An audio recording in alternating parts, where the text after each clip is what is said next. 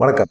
திமுக, அதிமுக 2 கட்சிகளுமே பார்த்தீங்கன்னா, தனி பெரும்பான்மை வந்தாலும் சரி, தனி பெரும்பான்மை வராம கூட்டணி கட்சிகளோட ஆட்சியில இருந்தாலும் சரி, ஆட்சி அமைச்சாலும் சரி, ஆட்சி அதிகாரத்தில பங்கு குடுக்க மாட்டோம் அப்படின்னு சொல்றாங்க. காரணம் ஆட்சி அதிகாரத்தில பங்கு குடுத்து எங்களுக்கு பழக்கமே இல்லங்க, அப்படிங்கிற மாரி அவங்க பேச ஆரம்பிக்கிறாங்க. இது எதிர்த்து தான் தாவேகா அப்படிங்கிற ஒரு கட்சி வந்திருக்கு. தாவேகா கூட்டணி கட்சிகளுக்கு ஆட்சி அதிகாரத்தில நாங்க பங்கு குடுக்குறோம்னு சொன்னாங்க. சரி, விஜய்க்கு எவ்வளோ மாசு இருக்கு? சினிமா நடிகர், ரொம்ப ஃபேமஸான நடிகர். அரசியல்ல செல்வாக்கு இருக்கா, இல்லையா அப்படின்னு தெரியாது. ஆனா சர்வேகள் சொல்லுது 20% வாக்குகள் அவர் கையில இருக்கு அப்படின்னு சொல்றாங்க. அதை நம்பி அவர்கிட்ட கூட்டணி பேச்சுவார்த்தை நடத்தலாம். நடத்தினோம்னா நம்ம சிறு சிறு கட்சிகள் எல்லாமே காணாம போயிட்டோம்னா என்ன பண்றது? அப்படிங்கிற ஒரு பயமும் இருக்கு. கூட்டணியை விட்டு திமுக விட்டு வெளியே வர மாட்டேங்கிறாங்க. அதிமுகவோட கூட்டணி வைக்கிறதுக்கும் பயப்படுறாங்க. அதிமுகவோட கூட்டணி வைக்கிறதுக்கு பாஜக கூட்டணி கட்சிகளோட பேச்சுவார்த்தை பண்றாங்க. பேசுறதுல பார்த்தீங்கன்னா கூட்டணி ஆச்சு. உங்களுக்கு ஆட்சியில் அதிகாரத்தில் பங்கு தரோம் அப்படின்னு சொல்றாங்க. எடப்பாடி பழனிசாமி சொல்ல மாட்டேங்கிறார். ஆனால் கூட்டணி கட்சிகளோட பேச்சுவார்த்தை நடத்துகிற பாஜக இது உறுதியாக சொல்றாங்க. எப்படியா இருந்தாலும் கூட்டணி கட்சி ஆட்சிகளோட தான், கூட்டணி கட்சிகளோட ஆதரவோட தான் ஆட்சியில் உட்கார முடியும். யாராக இருந்தாலும் சரி, திமுகவாக இருந்தாலும் சரி, அதிமுக இருந்தாலும் சரி. அதனால பார்த்தீங்கன்னா கூட்டணி ஆட்சி தான் அமையும். 2026 தேர்தல் ஒரு மிகப்பெரிய ஒரு மாற்றத்தை கொடுக்கும் அப்படின்னு சொல்றாங்க. இதுக்கு முன்னாடி பார்த்தீங்கன்னா 2016 2 திராவிட கட்சிகளுக்கு மாற்றா மக்கள் நல கூட்டணி, விஜயகாந்தா முதலமைச்சர், ஆட்சி அதிகாரத்தில் பங்கு அப்படின்னு சொல்லி விஜயகாந்தா முதலமைச்சராக்கி மக்கள் நல கூட்டணியை ஃபுல்லாக டேமேஜ் பண்ணிட்டாங்க. எதிர்கட்சி தலைவர் அப்படிங்கிற ஒரு அந்தஸ்தோடு இருந்தார். ஆனால் அவர் ஒன்றுமே செய்ய முடியாத ஒரு சூழ்நிலைக்கு அந்த கட்சி இன்னைக்கு இந்த நிலைமைக்கு ஆறுறதுக்கு காரணம், மிக முக்கியமான காரணம் அன்னைக்கு எடுத்த ஒரு தவறான முடிவு தான் அப்படிங்கிறது எல்லாத்துக்குமே தெரியும். அதே போல் 2006 கருணாநிதி தலைமையில், கலைஞர் தலைமையில் ஆட்சி அமைஞ்சது. ஆனால் தனிப்பெரும்பான்மையில் திமுக இல்லை. அன்னைக்கு பார்த்தீங்கன்னா காங்கிரஸ், பாமகலாம் பார்த்தீங்கன்னா நேரடியாக போய் ஆளுநர்கிட்டே திமுக ஆதரிக்கிறோம் அப்படின்னு சொல்லி லெட்டர் கொடுத்தாங்க. ஆட்சி அதிகாரத்தில் பங்கு கேட்கறவே இல்லை அவர். அதே போல் பார்த்தீங்கன்னா காங்கிரஸும் அப்படிதான் ஆட்சி அதிகாரத்தில் பங்கு கேட்கல. நிறைய விமர்சனங்கள் பண்ணும்போது, ஜெயலலிதா விமர்சனம் பண்ணும்போது கூட பயங்கரமாக திமுக ரொம்ப இதாக தான் விமர்சனம் பண்ணாங்க. சிறுபான்மை கட்சி, அது சிறுபான்மை கட்சின்னு இல்லை, அது அதிகாரம் இல்லாத கட்சி, ஆட்சி அதிகாரத்தில் தனிப்பெரும்பான்மை இல்லாத கட்சி அப்படி இப்படின்னு சொல்லி அவங்க விமர்சனம்லாம் பயங்கரமாக பண்ணாங்க. அந்த மாதிரி நடந்த ஒரு காலகட்டம்லாம் உண்டு. இப்போ விஜயோட தாவேக்காவை நம்பி கூட்டணிக்கு எப்படி போகிறது அப்படிங்கிற ஒரு பயம் திமுக கட்சியில் இருக்கிறவங்களுக்கு இருக்குது. ஏற்கனவே பியூஷ் கோயல் என்ன சொல்லியிருக்காரு அப்படின்னா, விஜய் ஒரு ஸ்பாய்லர், அவர் வாக்குகளை பிரிப்பார் அப்படிங்கிறதுனால அவரை போய் நம்பி நம்மலாம் போக முடியாது. அவர் கேம் சேஞ்சராக இருப்பாரா அப்படின்னு பார்த்தீங்கன்னா அதுக்கும் வாய்ப்பு இல்லை அப்படிங்கிற மாதிரி தான் அவங்க சொல்கிறாங்க. என்ன பண்ண போகிறாருன்னு தெரியல, எத்தனை சதவீதம் வாக்குகள் இருக்குன்னு தெரியல. ஆனால் அவரும் அரசியலில் ஒரு களத்தில் ஒரு மிரட்டலை, பயமுறுத்தலை உருவாக்கிட்டு தான் இருக்கிறாரு. இது நிறைய பேர்த்துக்கு அதை சாதகமாக பயன்படுத்துகிறாங்க. எங்களுக்கு விஜய் இருக்கிறாரு, தாவேகா இருக்கு அப்படின்னு சொல்லி அவங்க என்ன செய்கிறாங்க, கூட்டணி கட்சிகளோட பேரம் பேசுகிறாங்க. அதிக அளவில் பேரம் பேசுகிறாங்க. 2 கட்சியுமே, திமுகவும் சரி, இந்த சைடு அதிமுகவும் சரி, விஜய்னால பாதிப்பை ஏற்படுத்துறாங்க. பயங்கரமான ஒரு பாதிப்பு இருக்குது. 2 கட்சிக்குமே பாதிப்பு இருக்குது. இது விஜய் ஏற்படுத்துறாரு, விஜயோட தாவேகா ஏற்படுத்துது. இது தேர்தலுக்கு முன்னாடி இப்படி ஒரு தாக்கத்தை ஏற்படுத்துறாங்க அப்படிங்கிற மாதிரி இருக்கு. குறிப்பாக பார்த்தீங்கன்னா கூட்டணி ஆட்சி அதிகாரத்தில் பங்கு அப்படின்னு சொல்றதுல திமுக கூட்டணியில் மிக முக்கியமாக இருக்கிற காங்கிரஸ், அப்புறமா பார்த்தீங்கன்னா விசிகா, இவங்கெல்லாம் சொல்றாங்க தேமுதிக, பாமக, அம்மா மக்கள் முன்னேற்ற கழகம், இவங்க கூட நமக்கு ஆட்சி அதிகாரத்தில் கண்டிப்பாக பங்கு தருவாங்க, பங்கு உண்டு அப்படின்னு சொல்லி தான் பேசுகிறாங்க. இப்போ தேமுதிகவோட பேரம் கூட அப்படி தான் பேசுகிறாங்க. அவங்க யார் கூட போனாலும் ஆட்சி அதிகாரத்தில் பங்கு இருக்கும் அப்படிங்கிற மாதிரி தான் சொல்கிறாங்க. அவங்க எல்லாமே எடப்பாடி பழனிசாமி எல்லாம் சொல்றாரு, எங்க தலைமையில் ஆட்சி, எங்க தலைமையில் கூட்டணிக்கு வருங்க, ஆட்சியில் பங்கு கொடுப்போம் அப்படின்னு சொல்லி விஜய் சொல்றாரு.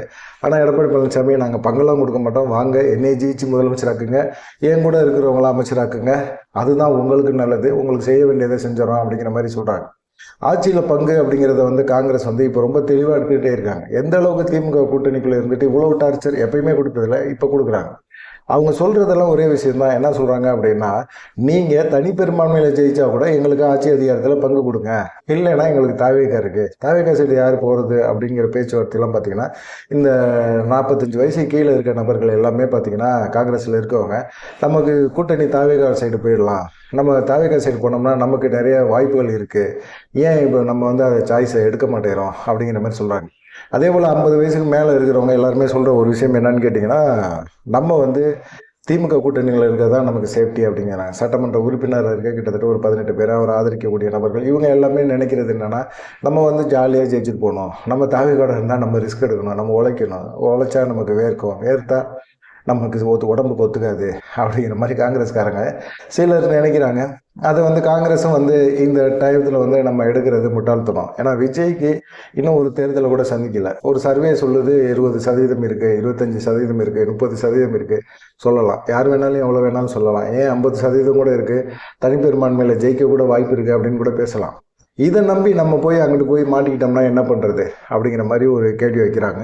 ரெண்டாவது பார்த்தீங்கன்னா, ஏன் சந்திரபாபு நாயுடு ஆந்திராவில் வந்து அவர் தனிப்பெரும்பான்மையில் ஜெயிச்சாலும் கூட்டணி கட்சிகளுக்கு ஆட்சி அதிகாரத்தில் பங்கு கொடுத்தார்ல, பவன் கல்யாணுக்கு வந்து துணை முதலமைச்சர் பதவி கொடுத்தார்ல, அதே போல் கொடுக்குறதுல என்ன இருக்குது? மக்கள் வந்து ஏற்றுக்க மாட்டாங்க அப்படிங்கிற ஒரு மிகப்பெரிய ஒரு குற்றச்சாட்டை மக்கள் மேலே எப்படி போடுறீங்க அப்படின்னு காங்கிரஸ் கட்சி கேட்க ஆரம்பிக்குது. காங்கிரஸ் கட்சியை பொறுத்த வரைக்கும் அவங்களுக்கு துணை முதலமைச்சர் பதவி வேணும் அப்படிங்கிற மாதிரி நினைக்கிறாங்க. திமுக என்ன சொல்லுது? ஆட்சி அதிகாரம்லாம் நாங்கள் பங்கு கொடுத்தெல்லாம் பழக்கம் இல்லைங்க, அப்படிலாம் ஒரு நிலைப்பாடை நாங்கள் எடுக்க முடியாது அப்படிங்கிற மாதிரி சொல்கிறாங்க. இந்த சைடு அதிமுகவில் எடப்பாடி பழனிசாமிக்கு தேசிய ஜனநாயக கூட்டணியில் அமித்ஷா இது வரைக்குமே சொல்கிறது அதுதான். தொகுதி பங்கீடு சம்மந்தமாக பேச்சுவார்த்தை நாளைக்கு நடந்தாலும் இதுதான் நடக்குது. ஆட்சி அதிகாரத்தில் பங்கு எடப்பாடி பழனிசாமி நாங்கள் பங்கு கொடுக்க மாட்டோம் அப்படின்னு சொல்கிறாரு, பிரச்சாரம் பண்ணுறாரு.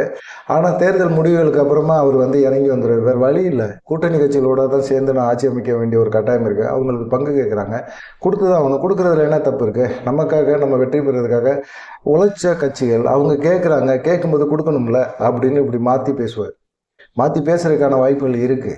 அந்த மாதிரி சூழ்நிலைகளில் உருவாக்கி அவங்களை கொண்டு வந்துடுவாங்க பாஜக அப்படிங்கிற மாதிரி சொல்கிறாங்க. ஆனால் எடப்பாடி பழனிசாமி நான் தனிப்பெரும்பான்மையில் ஜெயிப்போம், தனிப்பெரும்பான்மையில் ஜெயித்தாலும் ஆட்சி அதிகாரத்தில் பாஜக பங்கு கேட்கும், பாஜக கூட்டணி சம்பந்தமாக பேச்சுவார்த்தை நடத்துகிறாங்கல்ல, அவங்களுக்கும் அமைச்சரவையில் இடம் கொடுத்தே ஆகணும் அப்படின்னு சொல்லி தான் சொல்லுவாங்க. அதனால் வந்து பார்த்திங்கன்னா ரொம்ப ஒரு டென்ஷன்லாம் எடப்பாடி பழனிசாமி இது வரைக்குமே இருக்கிறாரு. பாஜக என்ன முடிவு எடுக்கும், என்ன பண்ணும் அப்படிங்கிற ஒரு குழப்பம் அவருக்கு இருந்துக்கிட்டே இருக்கு. ஆட்சியில் பங்கு வேணும்னு நான் சொல்லிட்டு ஏன் காங்கிரஸ் கட்சி திமுகவுக்கு இவ்வளோ டார்ச்சர் கொடுக்குறாங்கன்னா, கேரளா, புதுச்சேரி இதெல்லாம் எதிர்பாருங்களேன். காங்கிரஸ் வந்து அங்கே பெரும்பான்மையில் செல்வாக்கில் கேரளாவில் இருக்கிறாங்க. ஆனால் பாஜகவை கிறிஸ்தவர்கள் விட அங்கே ஏற்றுக்கிட்டாங்க கேரளாவில்.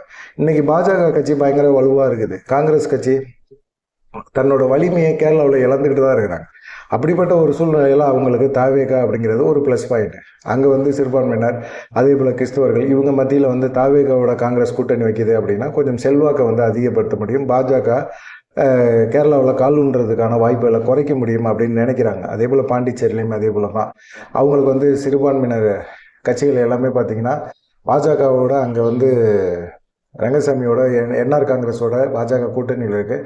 விஜய் வந்தாருன்னா ரொம்ப ஈஸியாக ரொம்ப சுலபமாக ஆட்சி அமைக்க முடியும் அப்படிங்கிற மாதிரி அவங்க நினைக்கிறாங்க.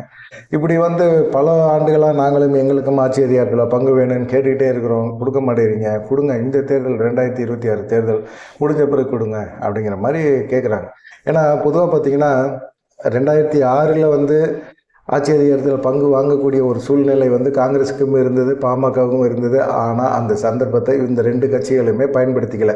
கலைஞர் சாலிடாக அவர் வந்து இருந்தார், ஆட்சி அமைச்சார், எந்த பிரச்சனையுமே இல்லை, அவர் பாட்டுக்கு 5 வருஷத்தை நிறைவு பண்ணார். அதே போல் பார்த்திங்கன்னா 2016 அப்படி ஒரு சூழ்நிலை உருவாச்சு.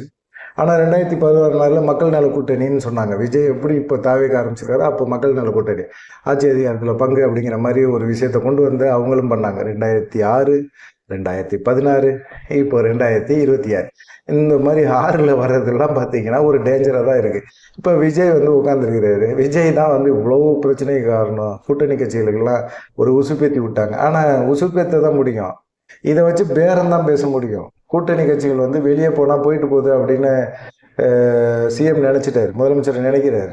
போனால் போயிட்டு போகுது, நம்ம தனிச்சு கூட தேர்தலை சந்திப்போம்யா, அப்படி சந்திச்சா கூட நம்ம மோசமாக துவக்க மாட்டோம், நம்ம ஓரளவுக்கு அது நியாயமாக ஜெயிக்கிறதுக்கான வாய்ப்புகள் நமக்கு இருக்குது. போனால் போயிட்டு போகிறாங்க, யார் போகிறாங்களோ போட்டோம், அதை பற்றிலாம் நம்ம கவலைப்படவே கூடாது அப்படின்னு சொல்லிட்டு சிஎம் வந்து அவருடைய ஆதரவாளர், அவருடைய விசுவாசிகள் மத்தியில் பேசியிருக்கிறாரு அப்படிங்கிற மாதிரி இருக்குது. இப்போ ஆட்சியில் பங்கு கேட்குற கட்சியில் மிக முக்கியமான கட்சி தேமுதிகவும் பார்த்திங்கன்னா அவங்களும் சொல்கிறாங்க இயல்பான கூட்டணி 2027 உருவாகும், ஆட்சி அதிகாரத்தில் எங்களுக்கும் பங்கு கிடைக்கும், கூட்டணி ஆட்சி தான் அப்படின்னு டிடிவி தினகரன் போல தான் அவங்களும் பேசுகிறாங்க. அதே போல் அன்புமணி ராமதாஸும் வந்து தனக்கு துணை முதலமைச்சர் பதவி கிடைக்கும் அப்படிங்கிற ஒரு நம்பிக்கையில் அவரும் இருக்கிறாரு. இப்படி எல்லாருமே இருக்கிறாங்க. எல்லாருமே வந்து அதிமுகவுக்கு ஒரு நெருக்கடியை கொடுத்துக்கிட்டே இருக்கிறாங்க. அன்புமணி 18 தொகுதி கேட்குறாரு, ஒரு ராஜ்யசபா சீட்டு கேட்குறாரு. தேமுதிகவும் அன்புமணியோட ஒரு சீட்டு சீட்டை அதிகமாக கொடுங்கங்கிறாரு. ராமதாஸும் வந்து அன்புமணி இருக்கிற சைடு நாங்கள் வரமாட்டோம்யா, எங்களுக்கும் அவருக்கும் வாக்கியா தகராறு இருக்குது அப்படின்னு சொல்லி அவர் திமுக சைடு பேச்சுவார்த்தை நடத்துகிறாரு.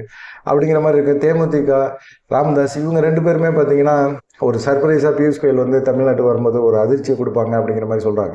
ஏன்னா இந்த சைடுமே பேச்சுவார்த்தை நடத்துகிறாங்க, திமுக சைடுமே வந்து தேமுதிக பேச்சுவார்த்தை நடத்துது.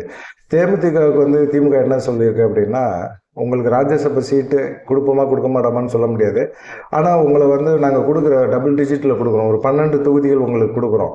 ஆனால் 12 தொகுதியில் உங்களை 10 தொகுதியை நாங்கள் ஜெயிக்க வைக்க எங்களால் முடியும், ஜெயிக்க வைப்போம், கண்டிப்பாக ஜெயிக்க வைப்போம் நாங்கள் அப்படின்னு சொல்கிறாங்க, உறுதியாக சொல்கிறாங்க. இப்போ வந்து பிரேமலதாக்கு வந்து இது மிகப்பெரிய ஒரு ஆஃபர். இந்த இதை பயன்படுத்தினாங்க அப்படின்னா கண்டிப்பாக திமுககாரங்க சொன்னதை செய்வாங்க. திமுக கண்டிப்பாக வந்து தேமுதிகவில் வந்து ஒரு 10 எம்எல்ஏக்களை உருவாக்கிட்டாங்க அப்படின்னா அதுலேருந்து பிக்கப் பண்ணி பிரேமலதனால் வர முடியும், சக்ஸஸ் கொடுக்க முடியும் அப்படின்னு சொல்லி நம்புகிறாங்க. இது வந்து எப்படி ஏற்றுக்க போகிறாங்கன்னு தெரியல. நாளைக்கு பியூஷ் கோயலோட பேச்சுவார்த்தை நடத்தும் போது கூட பியூஷ் கோயலும் இதை தான் சொல்லுவார், இல்லை சில விஷயங்களை வந்து பகிர்ந்துக்குவார். அவங்க என்ன முடிவு எடுக்க போகிறாங்கன்னு தெரியல. திமுகவில் வந்து சிஎம் தலைமையில் ஒரு அதிர்ச்சி கொடுக்கறது காத்திருக்காங்க அப்படிங்கிற மாதிரி சொல்கிறாங்க.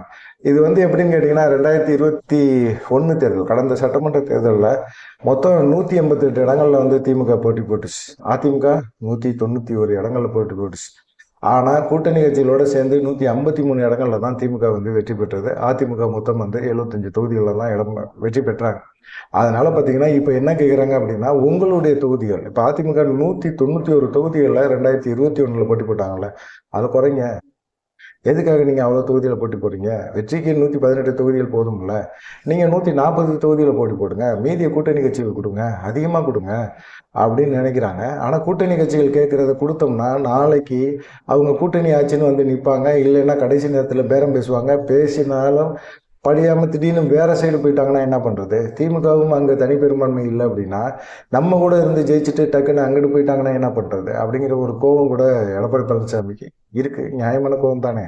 இந்த சான்ஸை விட்டோம்னா அதுக்கப்புறம்லாம் நம்ம 2026 முதலமைச்சர் ஆக முடியலன்னா அதுக்கப்புறம் எப்பயுமே முதலமைச்சர் ஆக முடியாதுன்னு எடப்பாடி பழனிசாமி தெளிவாக தெரியுது. ஏன்னா இந்த விஷயம் வந்து இப்போ தெரிஞ்சிடும். விஜய் எவ்வளோ ஓட்டுகள் வாங்க போகிறாரு, எவ்வளோ தாக்கத்தை ஏற்படுத்த போகிறாரு அப்படிங்கிறது தெளிவாக எல்லாத்துக்கும் தெரிஞ்சிடும். தெரிஞ்ச பிறகு அவங்களால ஒன்றுமே செய்ய முடியாது அப்படின்னு நினைக்கிறாங்க.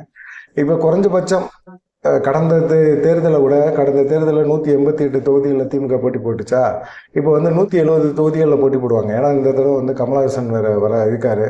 அதனால் கமலஹாசன் தேமுதிக இவங்களோட இது பண்ணுவாங்க. ஏற்கனவே கூட்டணியில் கட்சிகள் 1-2 சீட்டை ஏற்றி கொடுங்க அப்படின்னு கேட்குறாங்க. நாங்கள் வந்து போராடினதுக்காக நீங்கள் ஏற்றியெல்லாம் கொடுக்கலாம்ல. ஏன்னா நிறைய விஷயங்களில் வந்து பார்த்தீங்கன்னா திமுக கூட்டணிக்குள்ளே இருக்கிறனால விசிஏக்கெல்லாம் கெட்ட பேர் தான். வேங்கவேல் பிரச்சனையிலே பார்த்தீங்கன்னா நம்மளாலே தூக்கி குற்றச்சாட்டு குற்றவாளியாக்கி உள்ளே தூக்கி போடுறாங்களப்பா அப்படிங்கிற மாதிரிலாம் பேசுகிறாங்க. இவரும் வந்து முதலமைச்சர்கிட்ட பேசுகிறாரு, திமுகவோட கூட்டணியில் இருக்கிறனால தானே நமக்கு இவ்வளோ கெட்ட பேர் இருக்குது அப்படிங்கிற மாதிரியும் அவரும் நினைக்கிறாரு, வருத்தப்படுறாரு. இந்தாங்க பிடிங்க எக்ஸ்ட்ரா 2 சீட்டு அப்படின்னா ஈஸியாக கொடுத்தோம்னா சிபிஐ சிபிஎம் இவங்கெல்லாம் கேட்குறாங்கல்ல. அதனால பார்த்தீங்கன்னா இப்படியே எல்லாமே இருக்குது. அதனால் பார்த்திங்கன்னா ஆட்சியில் பங்கு கிடையாது, ஆட்சியில் வந்து நாங்கள் ஆட்சி அதிகாரத்தில் பங்கு கொடுக்க மாட்டோம், அமைச்சரவையில் இடம் கிடையாது அப்படிங்கிற மாதிரி பேசிட்டு போகிறாங்க. அதை பற்றிலாம் கவலையே கிடையாது. பார்க்கலாம், தேர்தல் முடிஞ்ச பிறகு தான் எதாக இருந்தாலும் முடிவு எடுக்க முடியும் அப்படிங்கிறதுலையும் தெளிவாக இருக்கிறாங்க. இது சம்மந்தமாக நீங்கள் என்ன நினைக்கிறீங்க? ஆட்சி அதிகாரத்தில் பங்கு கொடுப்பாங்களா, இல்லை வந்து விஜய் ஒரு தாக்கத்தை 2026 தேர்தலில் ஏற்படுத்துவாரா, இல்லை விஜயும் அரசியலை விட்டு விலகேறிடுவார் அப்படிங்கிறத மறக்காமல் கமெண்ட் பண்ணுங்கள். நன்றி.